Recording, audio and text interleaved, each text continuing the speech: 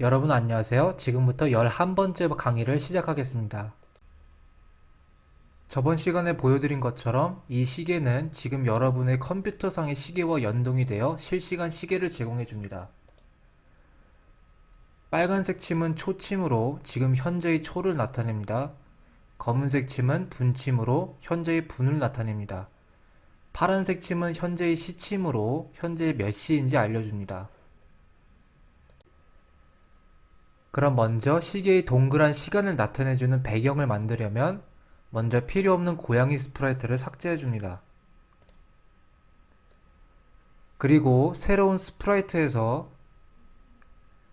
저장소에서 스프라이트를 가져오기가 아닌 새 스프라이트 그리기를 클릭합니다. 그러면 스크립트 영역 쪽에 여러분들이 직접 이번엔 스프라이트를 그리거나 만들 수 있는 그림판 비슷한 게 생겨납니다. 그럼 네 번째에 있는 타원을 클릭합니다. 그리고 여기에 있는 스크립트 영역에 여러분들이 원하시는 크기만큼의 원을 그려주시면 됩니다. 한번 같이 그려볼까요? 만약에 여러분들이 원을 그리시다가 잘못 그리시거나 여러분들이 원하는 모양이 나오지 않았을 경우엔 위쪽에 있는 모두 지우기를 클릭하시거나 7번째에 있는 지우개 버튼으로 지울 수 있습니다. 만드신 원의 중간을 클릭한 상태에서 중간쯤으로 옮겨줍니다. 여러분들이 항상 새로 만드는 스프라이트들을 프로그램할 때 이 스프라이트의 어디를 기준으로 좌표나 위치를 프로그램할 것인가를 정해주는 것은 매우 중요합니다. 이를 위해 스크래치에서는 새로운 스프라이트의 중심점을 재설정할 수 있는 기능이 있습니다. 우측 상단에 보시면 십자가 버튼이 있는데요. 한번 클릭을 하고 이 십자가 버튼이 바로 여러분들이 만드신 모양의 중심점을 정해주는 역할을 합니다. 십자가 버튼을 클릭하시면 여러분들이 그린 그림 안에 커다란 십자가 모양이 생긴 것을 확인할 수 있습니다. 그러면 이 십자가를 중앙을 클릭한 상태에서 여러분들이 그린 모양의 중심점을 삼고 싶은 곳에다가 가져다 놓으면 중심점 설정이 됩니다. 한번 이 중간으로 가져다 볼까요? 이렇게 마우스를 놓으면 이제 중심점이 설정이 된 것을 확인할 수 있습니다. 이제 이 중심점은 앞으로 여러분들이 만드신 이 원을 가지고 프로그램할 때 중심 좌표를 기준점으로 하겠다라는 의미가 됩니다. 이번에 숫자를 집어넣어 볼까요? 모든 시계엔 숫자가 쓰여져 있기 때문에 저희도 한번 숫자를 같이 집어넣어 보겠습니다. 숫자를 입력하기 위해선 5번째에 있는 텍스트 버튼을 클릭합니다. 그리고 여러분이 원하시는 위치에 클릭을 해주면 텍스트를 입력할 수 있습니다. 클릭하신 다음에 12시라고 한번 입력해 볼까요? 입력을 해준 후 다른 곳을 클릭하면 텍스트의 위치도 설정해 줄 수 있습니다. 중간에 클릭한 상태에서 위치를 원형 모양 위에다가 놓아줍니다.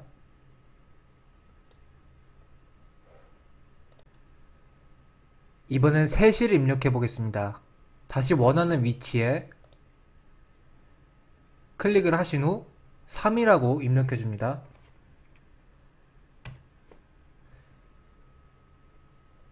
그리고 이 3의 위치를 오른쪽에 놓아줍니다. 이와 같은 동일한 방법으로 6시와 9시도 같이 설정해 줍니다. 같이 한번 설정해 볼까요? 6시를 입력 후 6시는 아래쪽에 놓아줍니다. 그리고 이번에 9시를 입력해 볼까요? 9시를 입력 후 이번엔 왼쪽에다가 놓아줍니다.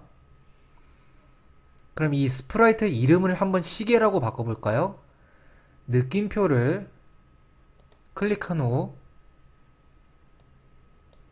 여기 입력란에 시계라고 바꿔줍니다. 바꿔준 후 뒤로 가기 버튼을 누르면 여기 스프라이트 이름이 시계라고 바뀐 것을 확인할 수 있습니다.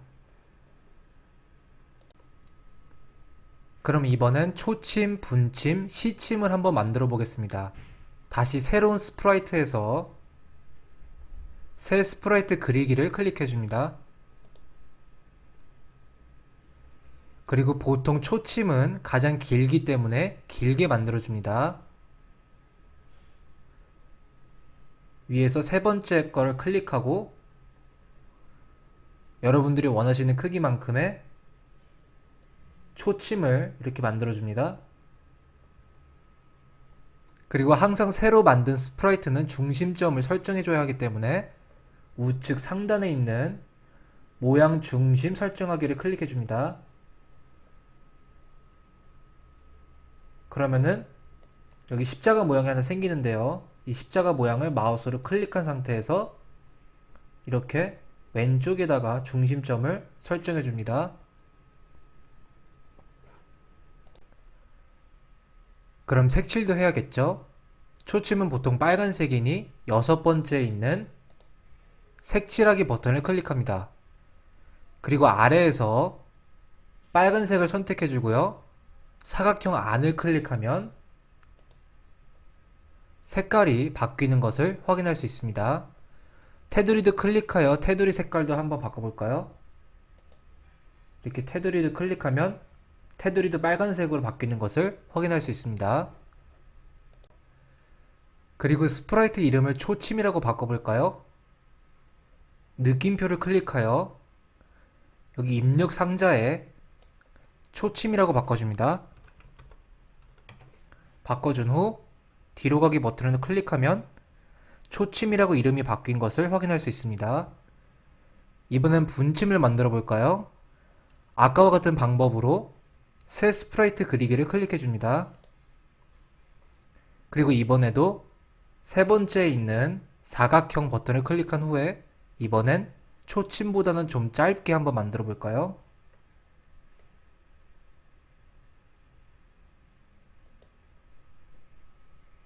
만든 다음에 분침의 색깔을 칠해야겠죠? 여섯 번째에 있는 색칠하기 버튼을 클릭합니다. 그리고 방금 만든 분침에 검은색을 선택한 다음에 이 사각형을 클릭해주면 색깔이 바뀌는 것을 확인할 수 있습니다. 분침도 중심점을 설정해야겠죠? 모양 중심을 설정하기 클릭을 하여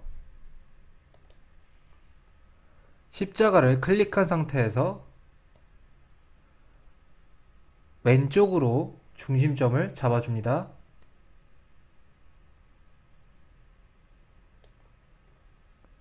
그리고 스프라이트의 이름을 분침으로 설정해야겠죠? 여기 느낌표를 클릭하고 입력 상자에 이번엔 분침이라고 이름을 설정해 줍니다. 그리고 뒤로 가기 버튼을 누르면 여기 분침이라고 이름이 바뀐 것을 확인할 수 있습니다. 이번엔 시침을 만들어 보겠습니다. 다시 새로운 스프라이트에서 새 스프라이트 그리기를 클릭합니다. 세 번째에 있는 사각형을 누른 후 이번엔 분침보다 짧게 그려줍니다.